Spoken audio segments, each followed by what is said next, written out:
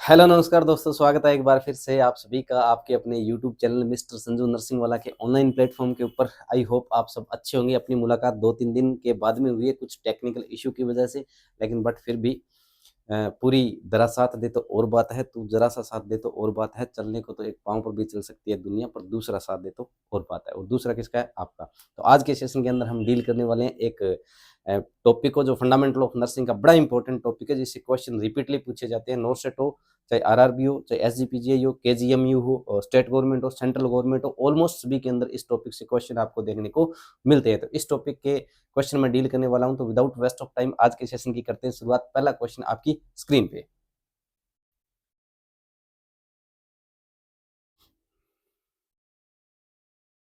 Right, okay ना।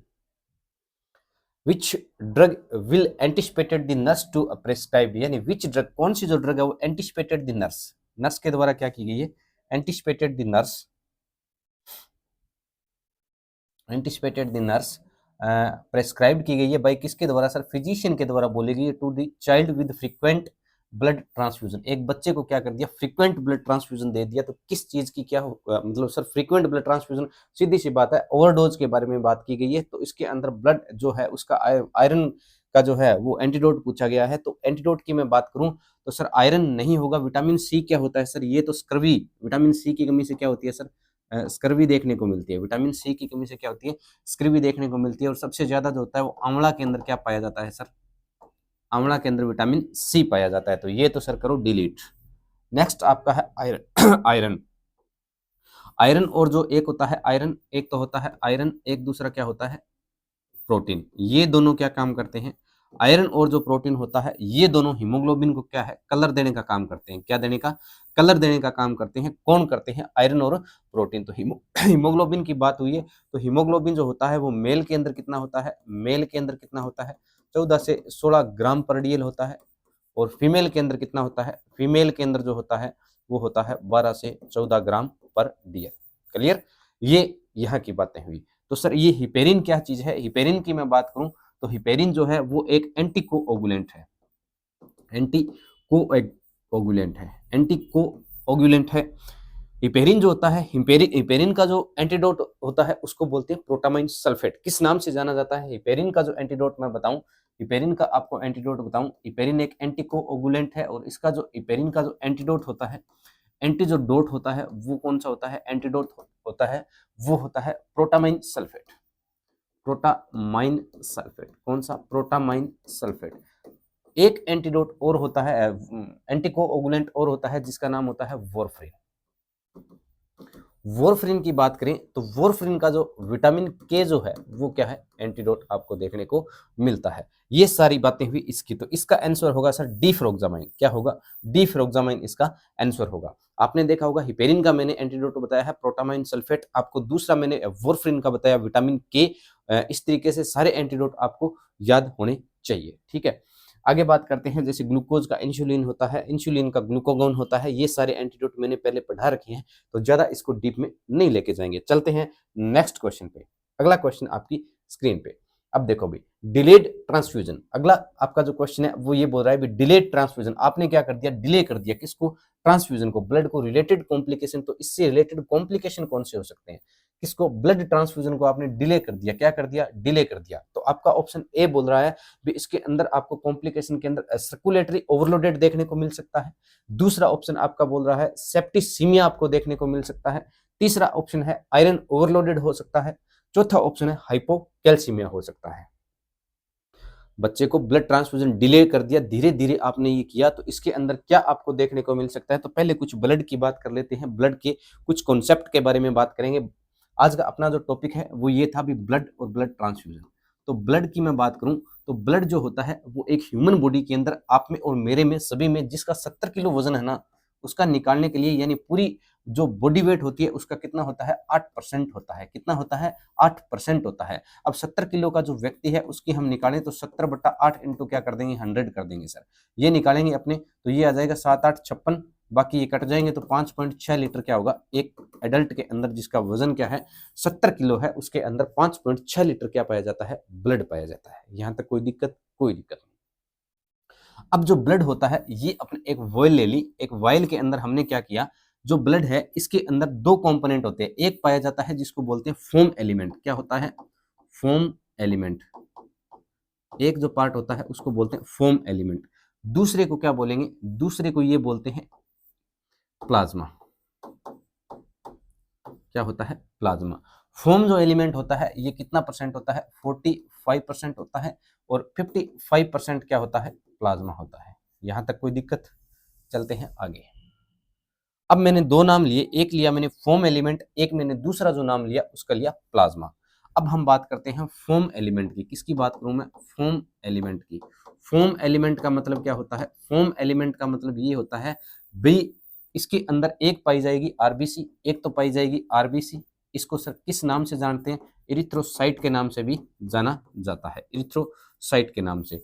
दूसरी इसके अंदर पाई जाएगी डब्ल्यूबीसी, तो डब्ल्यूबीसी को किस नाम से, ल्यूकोसाइट के नाम से भी जाना जाता है। एक पाई जाती है प्लेटलेट्स, प्लेटलेट्स, क्या पाई जाती है, प्लेटलेट्स, ठीक है। इसको इरिथ्रोसाइट, ल्यूकोसाइट और प्लेटलेट्स, इसकी बात करूं मैं नॉर्मल, तो आरबीसी जो पाई जाती है वो पाई जाती है 4.5 से लेकर 5.5 मिलियन, कितनी पाई जाएगी, 4.5 से 5.5 मिलियन पाई जाती है। डब्ल्यूबीसी जो नॉर्मल पाई जाती है वो 4 से 11 हजार होती है, प्लेटलेट होती है वो 1.5 से कितनी होती है, 4.5 लाख देखने को मिलती है। यहां तक कोई दिक्कत, ये थी बात किसकी, फोम एलिमेंट की, ठीक है। अब हम बात करें किसकी, दूसरा जो पार्ट था वो था 45%, कितना था, 45%। 45% का मतलब क्या था, अपने पास था प्लाज्मा, प्लाज्मा जो होता है, प्लाज्मा जो होता है, प्लाज्मा के अंदर बात करें सबसे ज्यादा एल्ब्यूमिन, एल्ब्यूमिन के बाद में ग्लोबुलिन, उसके बाद में फिब्रिनोजन, ठीक है। तो एल्ब्यूमिन जो होता है वो हाईएस्ट पाया जाता है, कितना पाया जाता है, 4.7 ग्राम पर डीएल पाया जाता है, और टोटल जो प्लाज्मा पाया जाता है वो 7% पाया जाता है। इसी प्लाज्मा के अंदर 91 से 92% क्या पाया जाता है, वाटर पाया जाता है, क्या पाया जाता है, वाटर पाया जाता है। तो 91 से 92% वाटर पाया जाता है, तो 8% क्या पाया जाएगा इसके अंदर, ऑर्गेनिक एंड इनऑर्गेनिक सब्सटेंस पाई जाएंगी, ठीक है। बाकी जो 8% होंगे वो इसके अंदर ऑर्गेनिक एंड इनऑर्गेनिक क्या होंगे, इनऑर्गेनिक सब्सटेंस पाए जाते हैं, ऑर्गेनिक एंड इनऑर्गेनिक सब्सटेंस पाए जाते हैं किसके अंदर, प्लाज्मा के अंदर, जिसके अंदर 91 से 92% तो वाटर पाया जाता है और 8% ऑर्गेनिक एंड इनऑर्गेनिक सब्सटेंस पाए जाते हैं, जिसके अंदर नॉर्मली अपने बात करें सोडियम आ सकता है, पोटेशियम आ सकता है, क्लोराइड आ सकता है, कैल्शियम, ये सारे जो इलेक्ट्रोलाइट बैलेंस अपने देखते हैं। सोडियम की नॉर्मल जो रेंज बताऊं मैं 135 से 145 मिलीक्विवेलेंट पर लीटर होती है, पोटेशियम की 3.5 से 5.1 मिलीक्विवेलेंट पर लीटर होती है, और कैल्शियम की 8.5 से 10.5 होती है, और क्लोराइड 98 होता है। इस तरीके से ये सारे इलेक्ट्रोलाइट किसके अंदर पाए जाते हैं, इस पार्ट के अंदर पाए जाते हैं। क्लियर, तो ये सारी बातें किसकी थी, थोड़ी ब्लड की थी। अब चलते हैं आगे क्वेश्चन के ऊपर। अपना क्वेश्चन ये था भाई इसके अंदर डिलेड आपने क्या कर दिया, डिले कर दिया ट्रांसफ्यूजन को, डिले। अब देखो ब्लड की कुछ बातें हैं, डिले करने का मतलब ये हुआ कि ब्लड को हम विद इन कितने टाइम के अंदर लगा सकते हैं।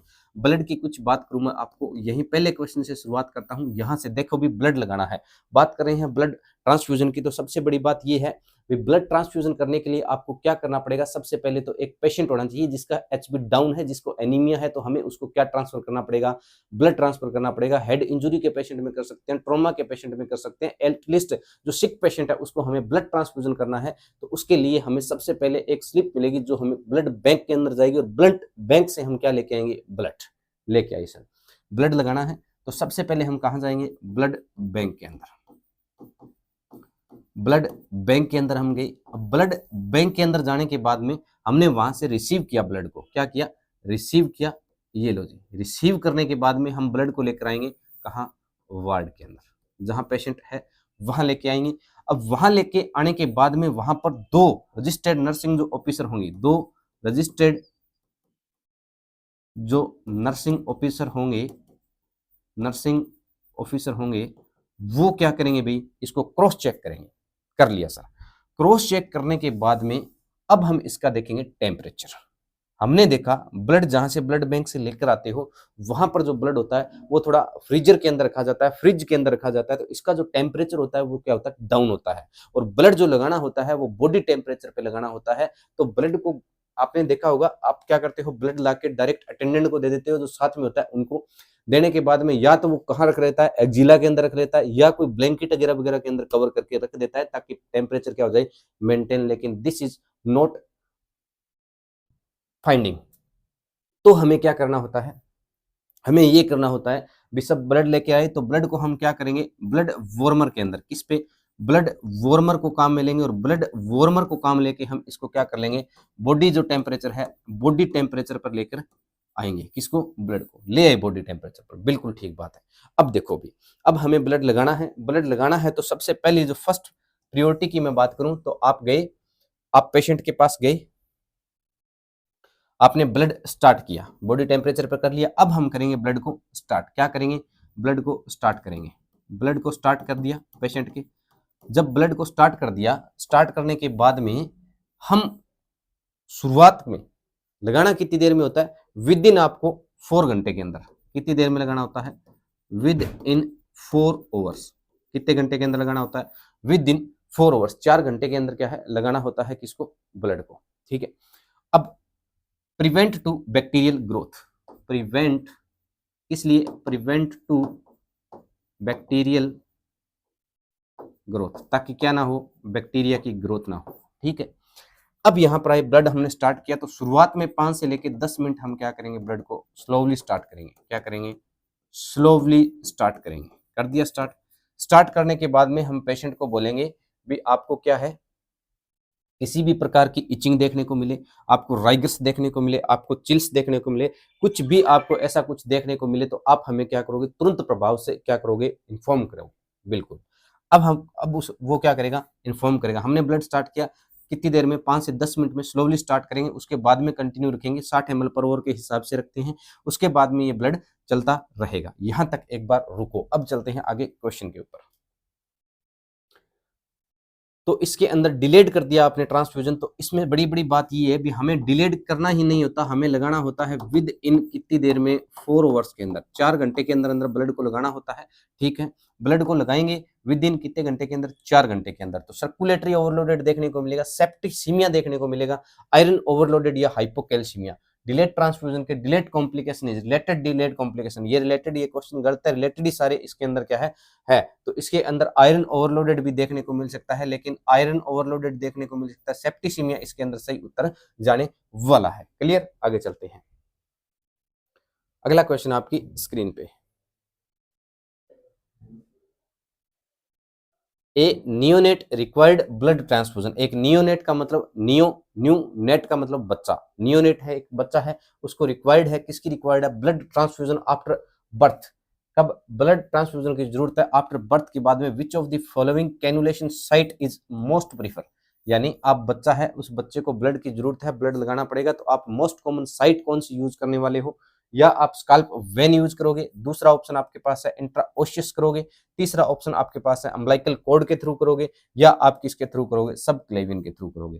तो भाई स्काल्प वेन वाला तो छोड़ो, इंट्राओशियस की बात करते हैं। इंट्राओशियस का मतलब होता है बोन मेरो। ठीक है, बोन मेरो वाला रूट। अब बोन मेरो के अंदर 2 होती है, एक होती है रेड बोन मेरो, एक होती है रेड बोन मेरो, एक होती है येलो बोन मेरो। ठीक है, ये तो बातें ही अलग हो गई, तो ये भी आंसर नहीं होगा। सब क्लेवियन वेन, इंट्रा सब क्लेवियन वेन यहां थोड़ी करेंगे, ये भी नहीं होगा। ठीक है। अब अपने पास उत्तर एक ही आता है, उस उत्तर का नाम है अम्बिलिकल कॉर्ड के थ्रू। कैसे करेंगे अम्बिलिकल कॉर्ड के थ्रू, देखो भाई, अम्बिलिकल कॉर्ड की मैं बात करूं, एक बच्चे के अंदर ब्लड ट्रांसफ्यूजन का जो मोस्ट कॉमन रूट यूज किया जाता है वो कौन सा करते हैं, अम्बिलिकल कॉर्ड के थ्रू करते हैं। तो अम्बिलिकल कॉर्ड क्या होती है सर, अम्बिलिकल जो कोड होती है वो एक माँ और बच्चे के बीच में एक जुड़ने वाली कोड होती है, जिसके थ्रू क्या होता है, बच्चे के अंदर न्यूट्रिशन जाता रहता है, जो भी माताजी खाती पीती रहती है वो किसके अंदर जाता है, न्यूट्रिशन वगैरह वगैरह सब बच्चे के अंदर जाता है। इसकी जो लेंथ होती है वो कितनी होती है सर, 45 से लेकर 50 सेंटीमीटर होती है। बिल्कुल होती है सर। अब 45 से 50 सेंटीमीटर इसकी लेंथ होती है, इसके अंदर क्या पाया जाता है, दो आर्टरी पाई जाती है, एक क्या पाई जाती है, वेन पाई जाती है, और 2 क्या पाई जाती है, आर्टरी पाई जाती है, जिसके थ्रू ऑक्सीजनेटेड और डीऑक्सीजनेटेड ब्लड का जो क्या है बच्चे के अंदर आदान प्रदान होता रहता है। क्लियर, आगे चलते हैं। तो इसका जो आंसर क्या होगा, फिर इसका आंसर होगा अम्बिलिकल कॉर्ड के थ्रू, अम्बिलिकल कॉर्ड के थ्रू। नेक्स्ट क्वेश्चन आपकी स्क्रीन पे, अगला क्वेश्चन है which administration blood to a patient, which administration यानी आप व्हेन जब आप क्या कर रहे हो, ब्लड को लगा रहे हो एक पेशेंट को, इट इज इंपॉर्टेंट। इनमें से इंपॉर्टेंट सारी बातें हैं, लेकिन मोस्ट इंपॉर्टेंट सबसे बड़ी बात क्या है उसको आपको देखना है। तो पहला ऑप्शन आपके पास है एडमिनिस्ट्रेशन करेंगे each unit with in A 6 our period. कब कर देंगे, यानी ब्लड आप लगा देंगे एज कब, घंटे कितने घंटे बताए हैं, 6 घंटे। तो बताओ 6 घंटे तो मैंने बताया ही नहीं, मैंने बताया विद इन 4 आवर के अंदर, तो ये तो गलत हो गया। दूसरा ऑप्शन है यूज ए वॉल्यूम कंट्रोल इन्फ्यूजन पंप। बताओ इन्फ्यूजन पंप हम इंसुलिन के लिए काम में लेते हैं, ब्लड के लिए काम में लेते हैं क्या, बताओ। तीसरा ऑप्शन बोल रहा है रन दी क्या करेंगे ब्लड ए स्लोअर रेट, क्या करेंगे स्लोअर रेट पे, ये बात आपने बोली तो है। इसके अलावा दूसरा ऑप्शन देखते हैं। तीसरा ऑप्शन बोल रहा है, इसके अंदर बोला शुरुआत के 5 से 10 मिनट के अंदर हम क्या करेंगे स्लोवली चलाएंगे ब्लड को। उसके बाद में बोला draw blood sample prove the patient immediately after each unit is transfer. बताओ ड्रा करेंगे ब्लड के सैंपल को कब, prove the patient immediately after each unit is transfer, एक यूनिट ट्रांसफर करने के बाद में इमीडिएटली, ये तो कोई कॉन्सेप्ट ही नहीं रहा। देखो भाई डी तो करो डिलीट, ये बात ठीक है भाई हम ट्रांसफर करेंगे लेकिन कितने घंटे के अंदर, 4 घंटे के अंदर करेंगे। दूसरा वॉल्यूम इन्फ्यूजन पंप वाली कोई बात नहीं है, तो इसका आंसर जो जाने वाला है वो शुरुआत के मैंने अभी पहले बताया था आपको 5 से 10 मिनट के अंदर हम क्या करेंगे ब्लड को शुरुआत में धीरे धीरे लगाएंगे, ताकि हम क्या कर सकें कोई कॉम्प्लिकेशन आई तो हम उसके अंदर देख सकें। क्लियर, ये था इस क्वेश्चन का आंसर। नेक्स्ट क्वेश्चन आपकी स्क्रीन पे, the following statement is true regarding, ये सारी चीजें बताई गई है। इसके अंदर से आपको जो regarding transmission of blood, blood के regarding to the hemodynamically stable adult patient, adult patient के थ्रू आपको क्या करना है, आपको फॉलोइंग जो स्टेटमेंट ट्रू क्या है इसके अंदर वो आपको पता करना है। तो आपका ऑप्शन ए है 150 ml should be transfer in the 5th, शुरुआत के 15 मिनट में आप क्या कर दोगे सर 150 ml लगा दोगे ब्लड को। आपका ऑप्शन जो दूसरा है वो ये कह रहा है blood should be administration slowly and completed not before 6 hour, भी ब्लड को हम क्या कर देंगे स्लोली लगा देंगे लेकिन कंप्लीटेड नोट बिफोर 6 आवर, क्या करेंगे नोट बिफोर 6 आवर। तो 6 आवर का तो बात ही नहीं है अपने, वो है ही नहीं कॉन्सेप्ट ही। उसके बाद में सी ऑप्शन है the transfusion should be completed within 4 hour. अब बताओ आ बात सही है गलत है, बताओ with the transfusion should be completed within 4 hour, ठीक है। 4 आवर के अंदर मैंने बताया है ब्लड को लगाएंगे किससे, प्रिवेंट टू बैक्टीरियल ग्रोथ के अंदर, तो ये ऑप्शन इसका ठीक है। ये बिल्कुल क्योंकि स्लोवली ठीक बात है, लेकिन 6 घंटे तक हम नहीं जाएंगे। यहाँ पर 15 मिनट में शुरुआत में ये 150 ml वाला कॉन्सेप्ट नहीं लगेगा। इसका डी ऑप्शन था the unit of blood with we warm करेंगे एट द बेड साइड पे रख के और ब्लड को वार्म करेंगे 1 आवर बिफोर स्टार्टिंग। बताओ 1 घंटे पहले ले आके ब्लड को गर्म करके क्या साबित करना चाहते हो आप, बताओ नहीं कर सकते ऐसा, तो ये भी ऑप्शन गलत है। तो इसका ऑप्शन कौन सा ठीक हुआ, इसका ऑप्शन हुआ C. Next question, during blood transfusion the most important nursing responsibilities. अब आप ब्लड ट्रांसफ्यूजन कर रहे हो, आपके पास बहुत सारी रिस्पॉन्सिबिलिटीज है, आप नर्सिंग ऑफिसर हो, हमें भी पता है आपके पास बहुत सारी रिस्पॉन्सिबिलिटीज होती है, लेकिन उसके अंदर से सारी रिस्पॉन्सिबिलिटी बताई गई है, लेकिन उससे भी ऊपर से ऊपर सुपरफिशियल कौन सी रखेंगे वो बात कर रहे हैं। आपका ऑप्शन ए है draw a sample from the patient each unit is transfuse. आपका ऑप्शन बी है warm the blood to body temperature, warm करेंगे यानी किसको, ब्लड को क्या करेंगे वार्म करेंगे, वार्म करेंगे ब्लड को यानी गर्म करेंगे ब्लड को टू दी बॉडी टेम्परेचर पर प्रिवेंटिंग चिल, बिल्कुल ठीक बात है। ऑप्शन डी है रेंडी ब्लड एट शुरुआत में यानी इनिशियली आप क्या करोगे ब्लड को slow rate during the first few minute of the transfusion, ठीक है। मेंटेन करेंगे pattern of the IV catheter with dextrose solution, बात बिल्कुल फतेह की बात है सारी भी। सैंपल वाली पेशेंट के ईच ट्रांसफ्यूजन रुको एक बार, वार्म करेंगे ब्लड को, बिल्कुल ठीक बात है, वार्म करेंगे ब्लड को, लेकिन वार्म कर दिया टेम्परेचर सारा कुछ मेंटेन कर दिया। उससे भी आगे एक बात अपने पास है भी, जब हम स्लो करेंगे रेट को during the first few minute of the transfusion, क्यों, क्योंकि हमें क्या करना है, हमें इस चीज का ध्यान रखना है, किस चीज का ध्यान रखना है भी, ब्लड जो लगाया गया है वो क्या रिएक्ट ना कर जाए, रिएक्ट कर जाएगा पेशेंट तो पेशेंट किसके अंदर जा सकता है, पेशेंट भैया उसको एनाफाइलेक्टिक रिएक्शन भी देखने को मिल सकती है, पेशेंट को एनाफाइलेक्टिक रिएक्ट भी देखने को मिल सकता है, पेशेंट को फेब्राइल नॉन फेब्राइल सिम्टम भी देखने को मिल सकता है, पेशेंट शॉक के अंदर भी जा सकता है, और शॉक के अंदर भी जा सकता है। तो उसके अंदर आजकल अच्छा शॉक की बात करूं, एनाफाइलेक्टिक शॉक जो होता है उसकी जो ड्रग ऑफ चॉइस की मैं बात करूं, एनाफाइलेक्टिक शॉक जो होता है उसकी ड्रग ऑफ चॉइस की बात करें, पेशेंट किसके अंदर जा सकता है, एनाफाइलेक्टिक शॉक के अंदर जा सकता है। एनाफाइलेक्टिक जो शॉक होता है इसकी मैं ड्रग ऑफ चॉइस की बात करूं तो एडीआर होती है भाई, क्या होती है, एडीआर होती है। एडीआर होती है एनाफाइलेक्टिक शॉक की। तो कार्डियोजेनिक शॉक की क्या होती है सर, कार्डियोजेनिक जो शॉक होता है उसकी ड्रग ऑफ चॉइस भी बता देता हूं मैं आपको। बात कार्डियो शॉक की चली है तो कार्डियोजेनिक शॉक की मैं बता देता हूं। कार्डियोजेनिक जो शॉक होता है उसकी जो ड्रग ऑफ चॉइस होती है कौन सी होती है भाई, डोपामीन होती है। कौन सी होती है, जिसको आप डोपामाइन बोलते हो। डोपामीन जो होता है ये एक न्यूरोट्रांसमीटर की तरह भी काम करता है। किसकी तरह, न्यूरोट्रांसमीटर की तरह भी काम करता है। डोपामीन से एक चीज याद आई मेरे को, मैं बताता हूँ आपको। डोपामीन आजकल पूरा ट्रेंडिंग में चल रहा है। डोपामीन, डोपामीन क्या होता है, कार्डियोजेनिक शॉक की क्या होती है, ड्रग ऑफ चॉइस होती है। अब बताओ सब्सटेंस वो सॉरी किससे रिलीज होता है, ये बेसल गैंग्लिया से रिलीज होता है। लेकिन एक अभी आजकल ट्रेंडिंग में चल रहा है वो बेबी नी बेबी तेरी अख देवी डोपामीन। बताओ, आख देश का डोपामीन, लक देवी डोपामीन, हाई हील देवी डोपामीन। डोपामीन उसको समझाने की जरूरत है। डोपामीन कहाँ से आता है, ब्रेन से, बेसल गैंग्लिया से रिलीज करता है। वो रिलीज करेगा तब होगा। ये हाई हील्स वाले डोपामीन काम में नहीं करेंगे, काम नहीं आएंगे ये, ठीक है। जो आंख वाले डोपामीन है वो भी काम नहीं आएंगे। डोपामीन तो डोपामीन वही होगा जो आपकी ब्रेन से रिलेटेड काम करेगा, ठीक है। जो आपकी अब जो देखो डोपामीन जो होता है वो ज़्यादा बढ़ जाए तो क्या देखने को मिल सकता है आपको, जो ये डोपामीन है ये ज़्यादा बढ़ जाता है तो क्या देखने को मिल सकता है आपको, सिजोफ्रेनिया जैसे सिम्टम देखने को मिल सकते हैं। कम हो जाए तो डिप्रेशन देखने को मिल सकता है। तो ये अलग अलग बातें होती हैं। उसके बाद में आगे आगे चलते हैं। अगला जो है क्वेश्चन अपना उसको लेकर आते हैं।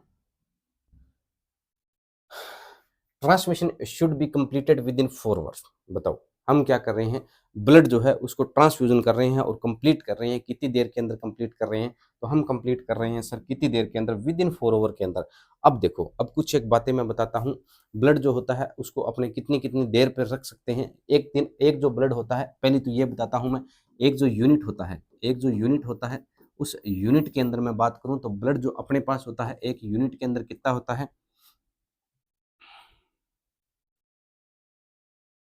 350 ml होता है। कितना हो सकता है, 450 ml भी हो सकता है, ठीक है। एक होता है एसीटेट सिट्रेट और डेक्सट्रोज। एक पाया जाता है एसीटेट सिट्रेट और डेक्सट्रोज। इसके इसको आप 21 दिन तक रख सकते हो ब्लड को। कितने दिन तक, 21 दिन तक।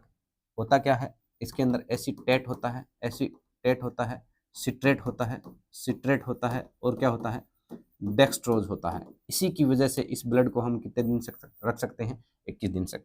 उसके बाद में एसिडेट होता है और एसीडीपी, ठीक है।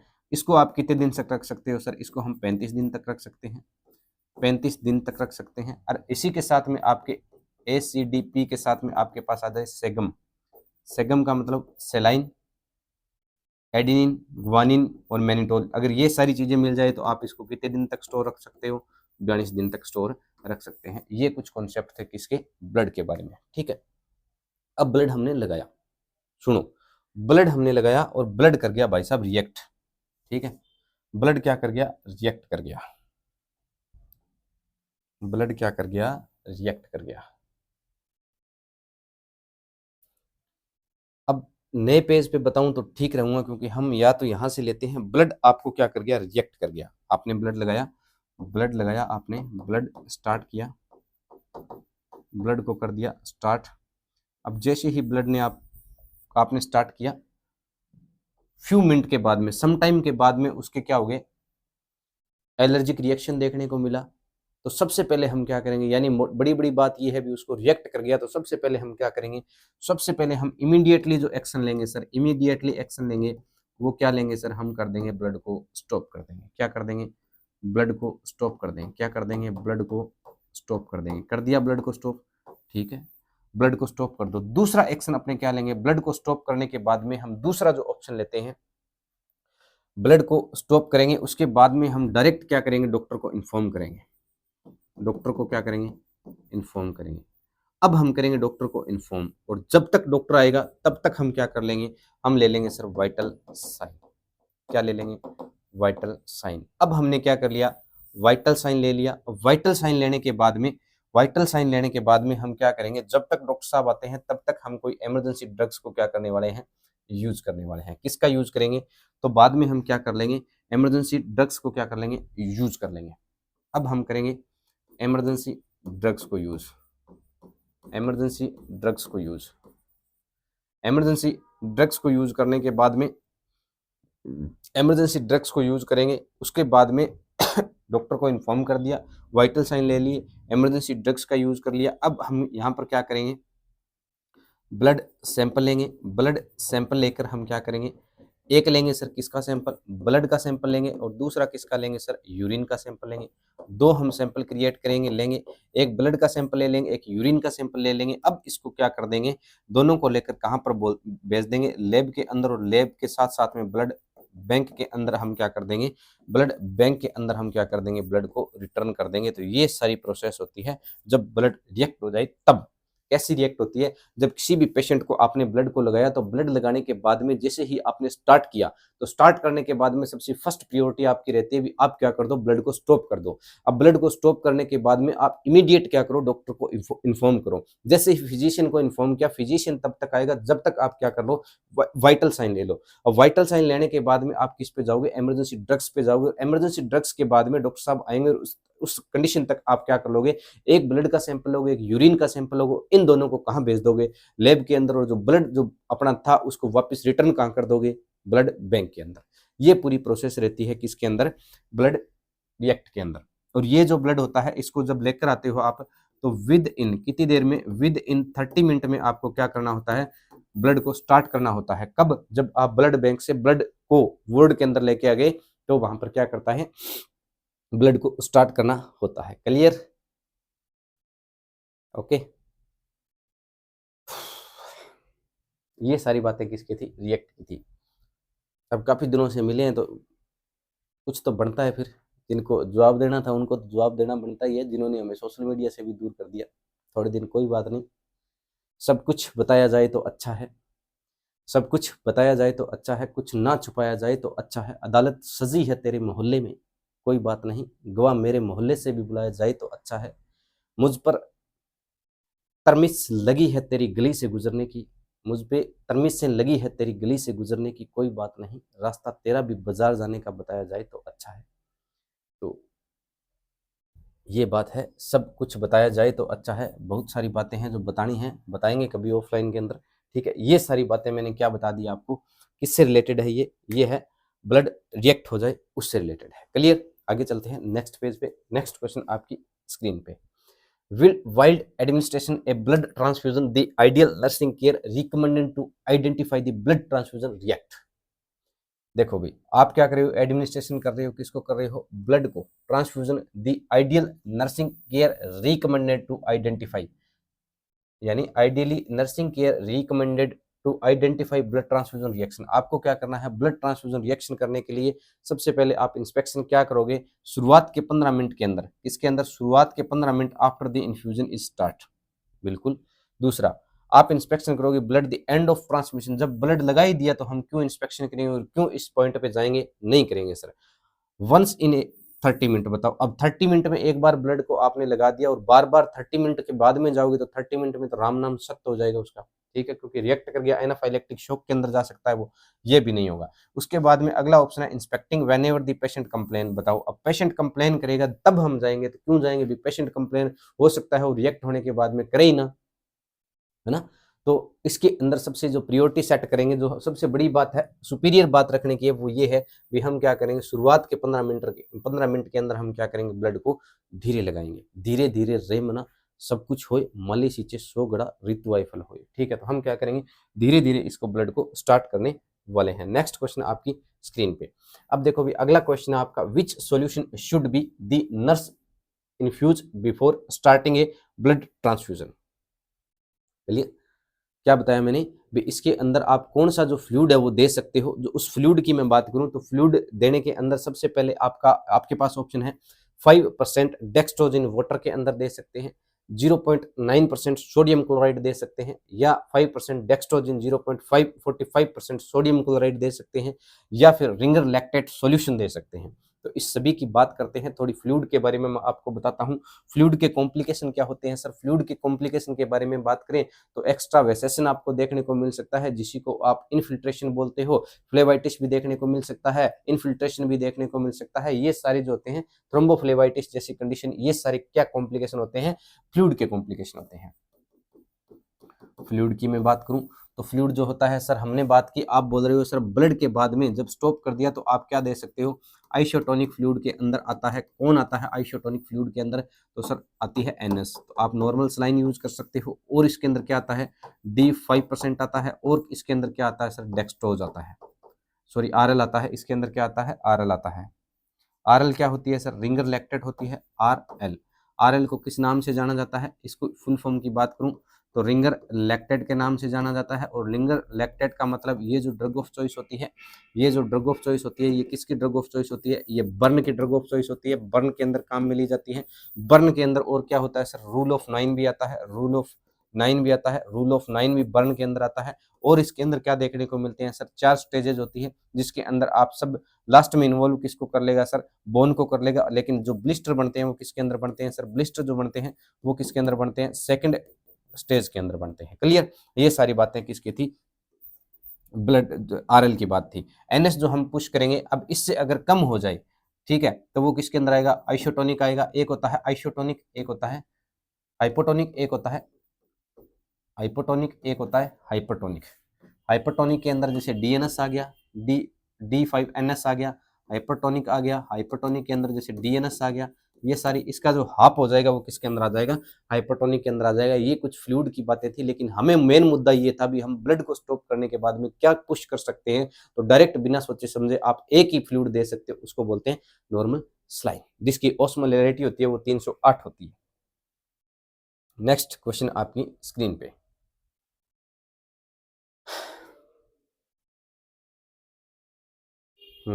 नेक्स्ट क्वेश्चन आपकी स्क्रीन पे। विच नर्सिंग एक्शन, इसके अंदर से कौन सा nursing action is most important before starting is infusion of packed red blood cell? यानी किसकी बात कर रहा है? पैक्ड आरबीसी की बात कर रहा है। पैक्ड आरबीसी की, आरबीसी की कुछ बातें करें। आरबीसी जो होती है, आरबीसी की बात करूं तो आरबीसी को किस नाम से जाना जाता है? रेड ब्लड सेल के नाम से जाना जाता है। अब रेड ब्लड जो सेल होती है, इसका जो मैच्योरेशन होता है वो कितने दिन के अंदर होता है? वो होता है सर कितने दिन के अंदर? 7 दिन के अंदर। और डेवलपमेंट कितने दिन के अंदर हो जाता है? डेवलपमेंट की मैं बात करूं तो कितने दिन के अंदर हो जाता है? वो होता है 5 दिन के अंदर। ठीक है, ये बातें क्लियर हुई। इसके अंदर जरूरत किस किस चीज की पड़ेगी सर? एक पड़ेगी हमें आयरन की जरूरत। आयरन के बाद में सर हमें पड़ेगी प्रोटीन की जरूरत। प्रोटीन के बाद में हमें सर किसकी पड़ेगी? इरिथ्रोपोइटिन की जरूरत पड़ेगी सर। इरिथ्रोपोइटिन की जरूरत पड़ेगी। और किसकी जरूरत पड़ेगी सर? और हमें जरूरत पड़ेगी इरिथ्रोपोइटिन, आयरन, प्रोटीन और विटामिन B9 और विटामिन B12 की। विटामिन B9 की जरूरत पड़ेगी, विटामिन B12 की जरूरत पड़ेगी। और किसकी जरूरत पड़ेगी? इंटेंसिक फैक्टर की जरूरत पड़ेगी। ये सारे मिलकर क्या करवाते हैं? आरबीसी को बनाते हैं। तो सर आयरन और जो प्रोटीन होता है ये क्या काम करता है? ये हीमोग्लोबिन होता है इसके अंदर, यानी इसको कलर देने का काम कौन करता है? आयरन और जो प्रोटीन होता है वो क्या करता है? कलर देने का काम करता है। विटामिन B9 और विटामिन B12 जो होता है ये immature RBC is convert into the mature RBC. ये क्या करता है? इमेच्योर जो आरबीसी होती है, इमेच्योर जो आरबीसी होती है इसको क्या करता है? Convert into the mature RBC. किसके अंदर? Convert into the mature RBC, mature RBC. ठीक है, आरबीसी। इसके बाद में विटामिन B9 की कमी से हाइपोक्रोमिक एनीमिया देखने को मिलता है। एनीमिया का मतलब 11 mg/dl से कम हो जाए किसी फीमेल के अंदर तो एनीमिया बोलेंगे। 7 ग्राम/dl से HB कम हो जाए तो उसको क्या बोलेंगे? सीवियर एनीमिया के नाम से जाना जाता है। ठीक है, उसके बाद में जो विटामिन B12 है इसकी कमी से सर पर्निशियस एनीमिया देखने को मिलता है। और पर्निशियस एनीमिया जो होता है ये वेगन डाइट वाले, जो प्योर वेगन डाइट वाले लोग होते हैं उनके अंदर सबसे ज्यादा देखने को मिलता है। और इसके अंदर क्या देखने को मिलता है? चिलिंग टेस्ट करते हैं। किसके अंदर? सीलिंग टेस्ट भी बोल सकते हो आप। उसको किसके अंदर करते हैं? विटामिन B12 के अंदर करते हैं। और इसका साइंटिफिक नेम जो होता है वो साइनोकोबालामिन के नाम से जाना जाता है। ठीक है, अब इंटेंसिक फैक्टर ये क्या है? ये इरिथ्रोपोइटिन कहाँ से रिलीज होता है? ये किडनी से रिलीज होता है। तो ये सारा जो फंडा चलता है किसके अंदर? आरबीसी के अंदर चलता है। क्लियर?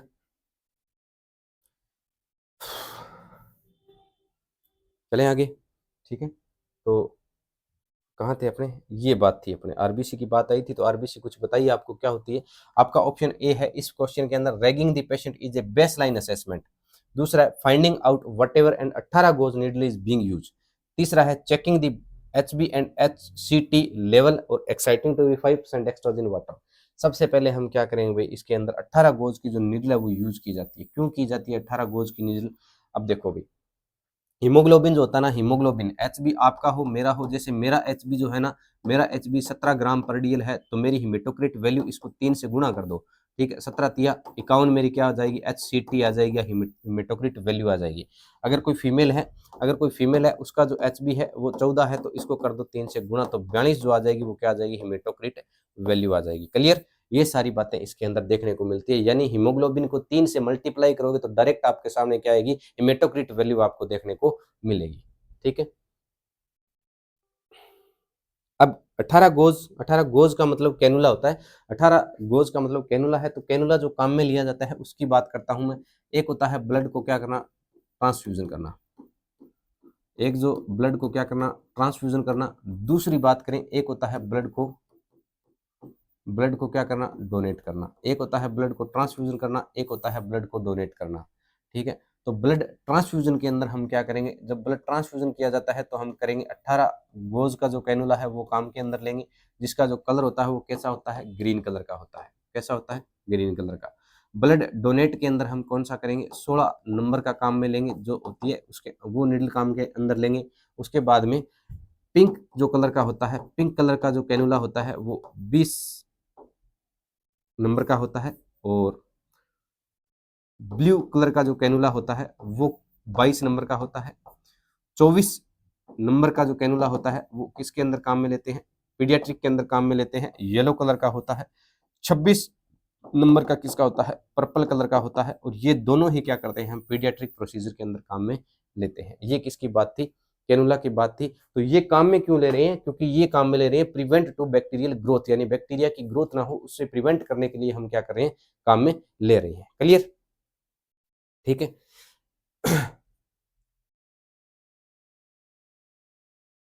चलिए आगे। तो इसका आंसर क्या होगा,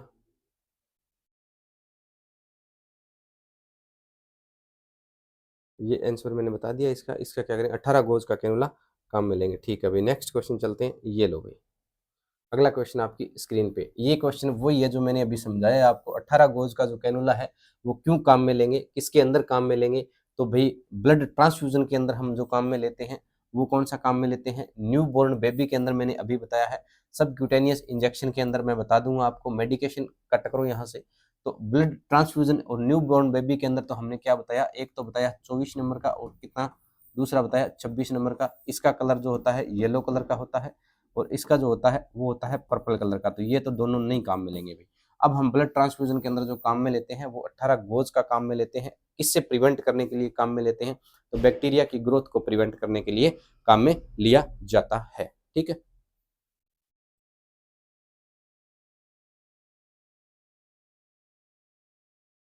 नेक्स्ट क्वेश्चन आपकी स्क्रीन पे।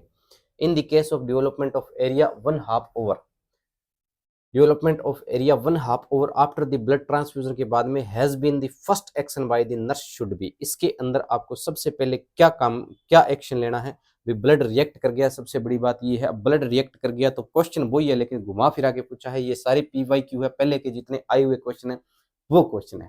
ठीक है,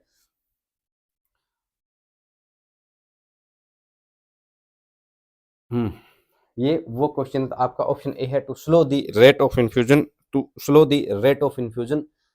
क्या कर देंगे हम, ब्लड को क्या कर देंगे, स्लो कर देंगे। दूसरा ऑप्शन आपके पास है एडमिनिस्ट्रेशन कर देंगे एंटी हिस्टामिनिक एजेंट, आपका ऑप्शन सी है। वाइटल साइन लेंगे, उसके बाद में आप करोगे स्टॉप। तो मैंने ये बात बताई थी ऑप्शन के हिसाब से, सीधे हम जाएंगे डी पर, क्योंकि हमने ये बताया था सीक्वेंस एक मैंने पढ़ाई थी भी, जैसे ही ब्लड आपको क्या कर जाए, रिएक्ट कर जाए, तो ब्लड जैसे ही रिएक्ट करेगा तो उसके अंदर पहले ये नहीं करोगे आप। ब्लड जैसे ही रिएक्ट करता है तो ब्लड रिएक्ट करने के बाद में तुरंत इमीडिएटली आप स्टॉप करोगे। स्टॉप करने के बाद में आप NS पुश करो। NS पुश करने के बाद में आप फिजिशियन को इन्फॉर्म करो। जब तक फिजिशियन आएगा तब तक आप क्या कर लो, वाइटल ले लो। जैसे ही आपने वाइटल लोगे तो तब तक आप क्या करो, इमरजेंसी ड्रग्स काम में ले लो। इमरजेंसी ड्रग्स काम में लेने के बाद में आप 2 सैंपल लो, एक ब्लड का सैंपल लो, एक यूरिन का सैंपल लो। उस दोनों को क्या कर दो, लैब के अंदर भेज दो, और वो जो ब्लड था उसको वापस कहाँ कर दो, ब्लड बैंक के अंदर रिटर्न कर दो। ये सारी बातें मैंने आपको बताई थी। ठीक है, तो इसके अंदर हम क्या करेंगे, स्टॉप करेंगे, किसको स्टॉप करेंगे, जो ब्लड चल रहा है उसको क्या कर देंगे, स्टॉप कर देंगे। ठीक है, तो डी ऑप्शन इसका ठीक रहने वाला है। अगला क्वेश्चन आपकी स्क्रीन पे, चाइल्ड एक बच्चा है जो रिसीव कर रहा है blood transfusion, it can be allergy. अब बताओ, बिंग एलर्जी होगी, बच्चा अगर रिएक्ट कर गया ब्लड, तो blood active in the nurse first intervention in should be. सबसे बड़ी बात वही है, सीक्वेंस एक ही याद रखनी है जो मैंने बताई थी आपको फिजिशियन वाली, वो मैंने एक इस इंडेक्स में मैंने सारा कुछ बता दिया था। ये लो भाई, इसके अंदर जो मैंने बताया था ना, ये काम करने वाले हैं, तो डॉक्टर को इन्फॉर्म बाद में करेंगे, इमीडिएटली मैंने बताया था स्टॉप करेंगे। बाकी ये सीक्वेंस मैंने बताई है, ये बाद की प्रोसेस है। तो इस क्वेश्चन का भी उत्तर क्या होने वाला है आपके पास,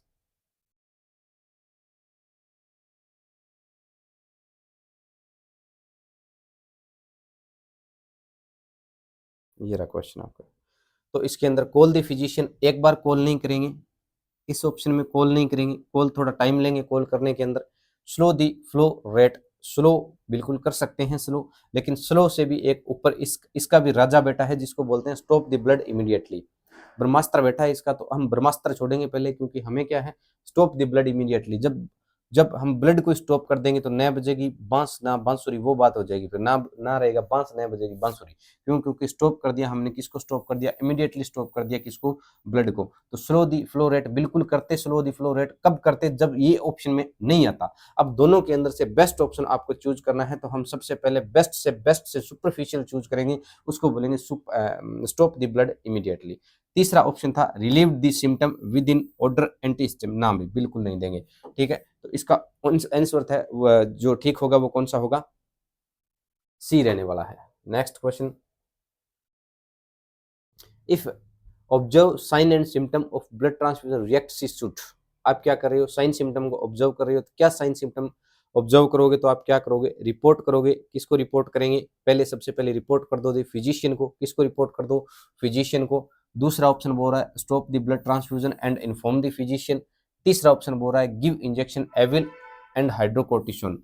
ये दोनों ही क्या है भाई, इमरजेंसी ड्रग्स है। तो कुछ इमरजेंसी ड्रग्स भी आपको पता होनी चाहिए, क्या होनी चाहिए, इमरजेंसी ड्रग्स भी आपको पता होनी चाहिए, क्योंकि ब्लड जो है, ब्लड के अंदर आपने देखा है जब रिएक्ट करता है तो बहुत सारी ड्रग्स है वो काम में ली जाती है। उसके अंदर इमरजेंसी ड्रग्स जो कुछ होती है, इमरजेंसी ड्रग्स जो कुछ होती है उनकी बात करें, तो जैसे आईसीयू के अंदर आपने देखा होगा, इमरजेंसी डिपार्टमेंट के अंदर आपने देखा होगा, सोडा बाई कार्ब काम में लिया जाता है, कैल्शियम ग्लूकोनेट काम में लिया जाता है, एट्रोपिन काम में लिया जाता है, एडीआर काम में लिया जाता है, डिजोक्सिन काम में लिया जाता है, फ्रूसेमाइड काम में लिया जाता है, लेसिक्स काम में लिया जाता है, हाइड्रोकोर्टिसोन काम में लिया जाता है, एविल काम में लिया जाता है, डेक्सोना काम में लिया जाता है, डोपामाइन काम में लिया जाता है। ये सारे कुछ होते हैं इमरजेंसी ड्रग्स जो आपको याद होने चाहिए।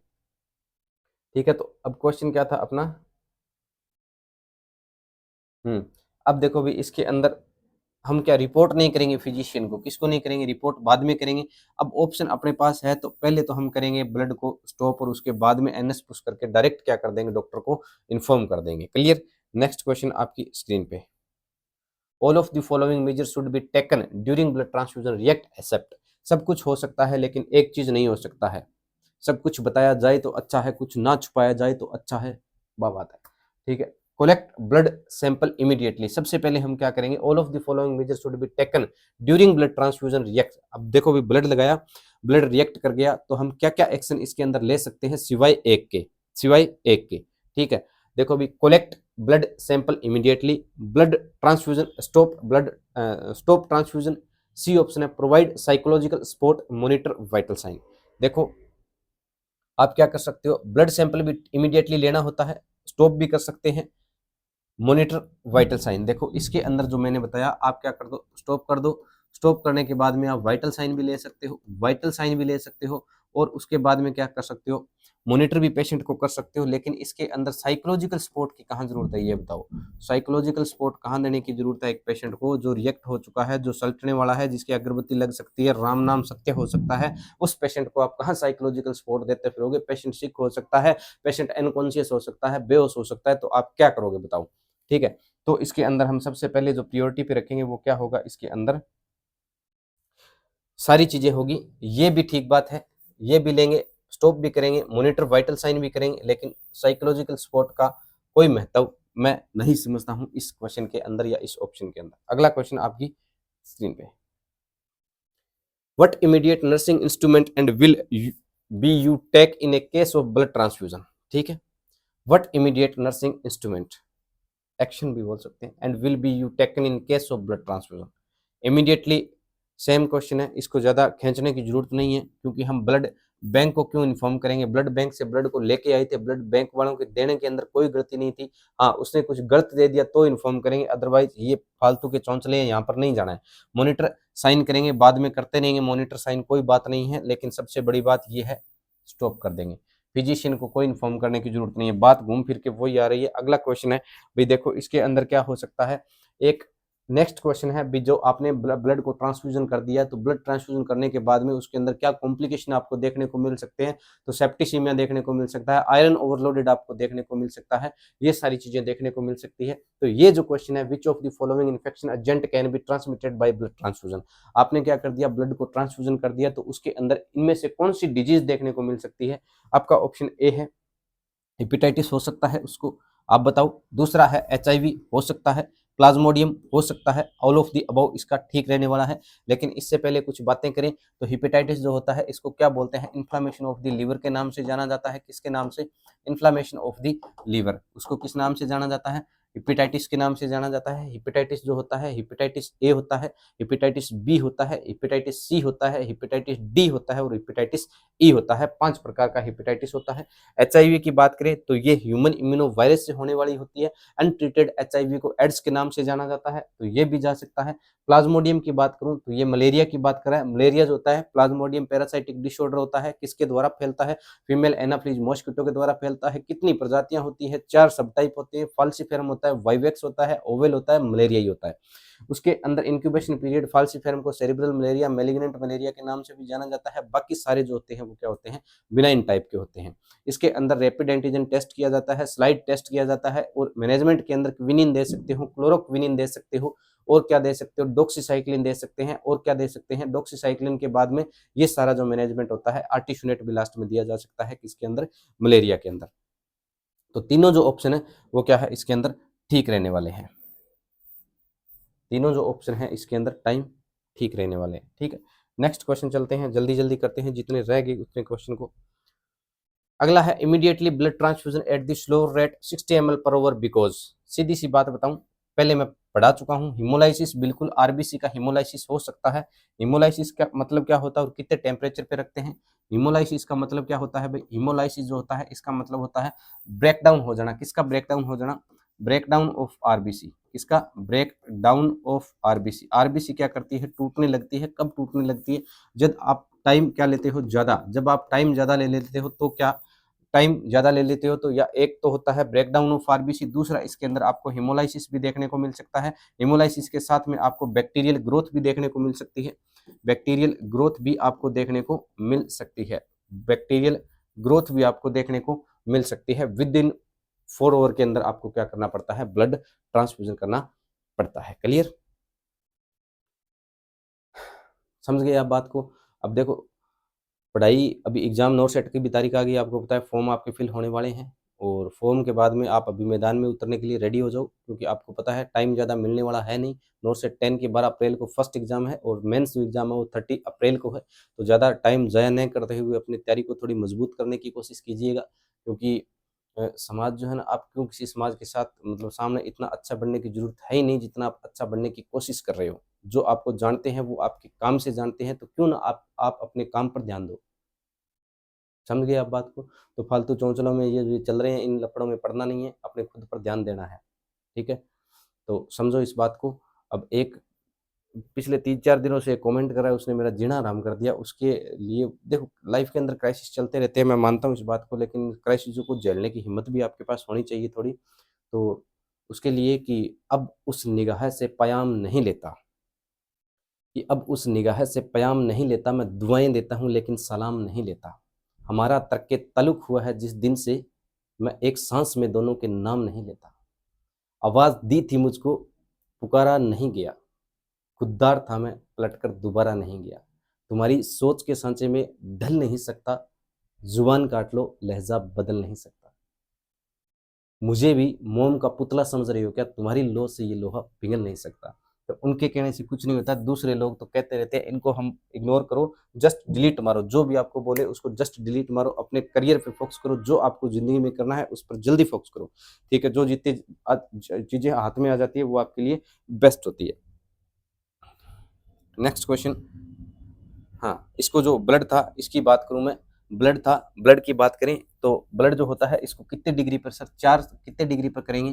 कितने डिग्री तक, 2 से लेके 6 डिग्री सेल्सियस पे हम क्या कर सकते हैं, इसको रख सकते हैं, किसको? ब्लड को, ठीक है भाई।